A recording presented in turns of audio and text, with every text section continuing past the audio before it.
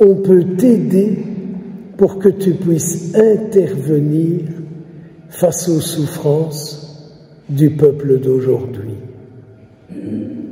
On prend les grands trucs, on prend les guerres, que ce soit en Ukraine ou ailleurs, ou l'eau tordue aux États-Unis, ou en Afrique, ou dans le pays de Jésus, bien sûr, mais les souffrances des hommes et des femmes que nous côtoyons aujourd'hui.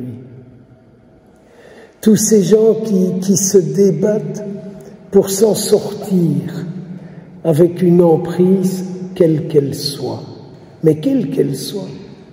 La passion du fric, la passion du sexe qui peut aller dans tous les sens, d'un mal-être, tout le temps triste, tout le temps angoissé, tout le temps dépressif, enfermé dans toutes sortes de choses, toutes les dépendances, les addictions, peu importe. Quand je regarde le Seigneur, je ne peux m'empêcher de dire, toi tu sais comment tu pourrais faire pour les délivrer, leur donner la paix et les libérer. Et donc Moïse, dans sa vie contemplative, il a dans son cœur ce peuple qui souffre ses misères. Mais au lieu de tourner dans la misère, il retrouve le Créateur du peuple. Il retrouve le Créateur des hommes et des femmes qui sont là en Égypte et qui ramassent des coups et qui sont malmenés. Donc Moïse porte dans son cœur ces hommes, ces femmes qui sont malmenés. Portons-les nous aussi dans nos cœurs, ces hommes, ces femmes qui sont malmenés aujourd'hui, ou nous-mêmes, avec ce qui nous malmène, ce qu'il y a dans nos vies qui fait que, c'est pas top, c'est pas la paix, c'est pas le pied, ça va pas comme ça devrait aller.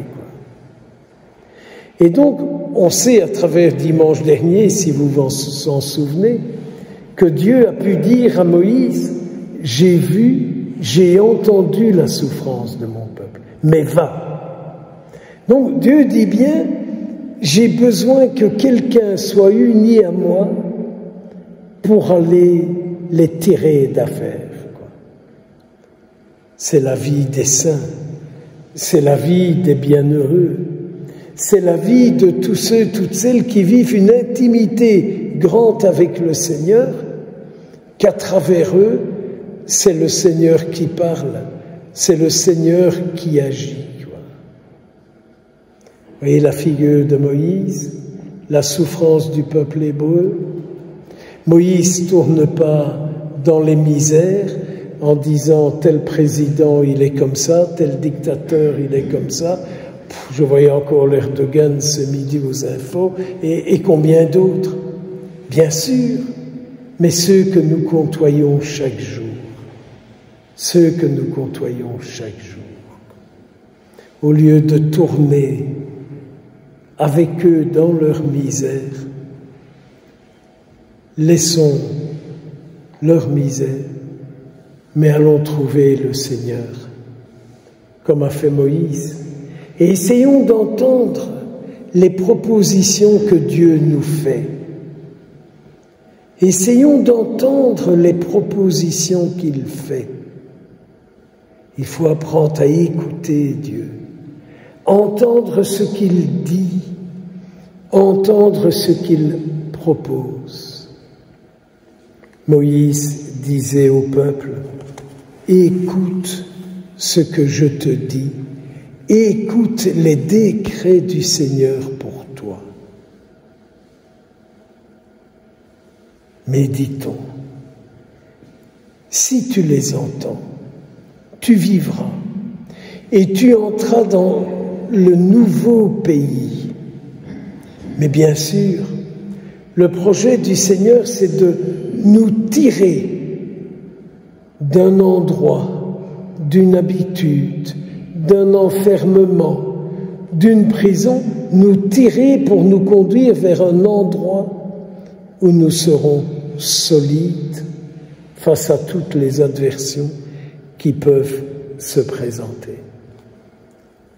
Et puis, autre parole dans ce livre de Deutéronome, ce petit extrait d'aujourd'hui, qui pour moi me touche beaucoup, c'est quand Moïse dit « Ce que tu retiens de Dieu, ce sera ta sagesse et ton intelligence. » Ce sera ta sagesse et ton intelligence.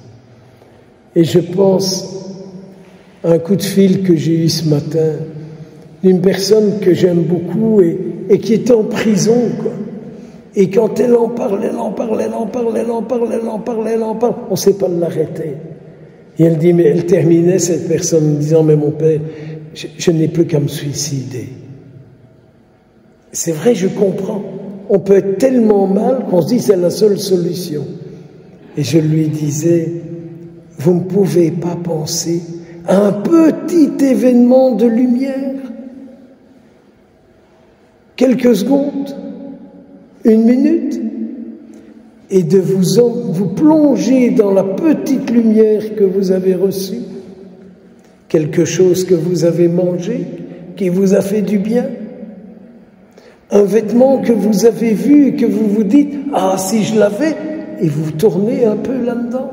Vous allez reposer votre corps, votre esprit, votre âme.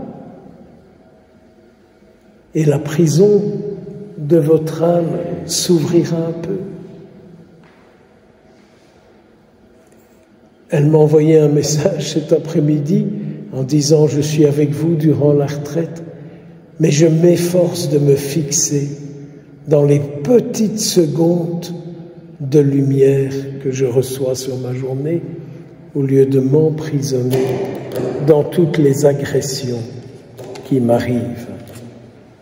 Ce qui vient du Seigneur, ça sera ta sagesse et ton intelligence. » Alors je comprends que Jésus dise « Je ne suis pas venu pour rejeter une seule de ces paroles. » D'ailleurs, 2e dimanche de Carême, nous avons retrouvé Jésus en dialogue avec Moïse et Élie. Jésus n'a rien rejeté de tout ce que Moïse a vécu avec Dieu pour le peuple. D'ailleurs, mes frères, mes sœurs, ce que vous vivez avec le Seigneur, pour les autres, c'est votre éternité qui se construit, et la mienne avec. Chaque fois que nous sommes devant le Seigneur pour quelqu'un, c'est notre éternité qui se construit. Rien. Celui qui dira « c'est dépassé », il s'exclut de la communion du ciel, dit Jésus. Mais celui qui fait tout son possible pour faire vivre ces petits décrets qui viennent de Dieu, pour lui et pour les autres, celui-là, il sera grand dans le royaume des cieux.